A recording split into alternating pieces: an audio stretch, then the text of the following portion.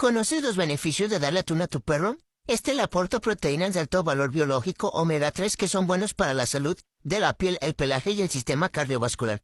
También le aporta vitaminas y minerales como el fósforo, el selenio y vitaminas como B3, D, B12, vitamina A. Si quieres darle atún a tu perro, puedes hacerlo en pequeñas cantidades como un premio o un snack. Asegúrate que sea atún enlatado al natural.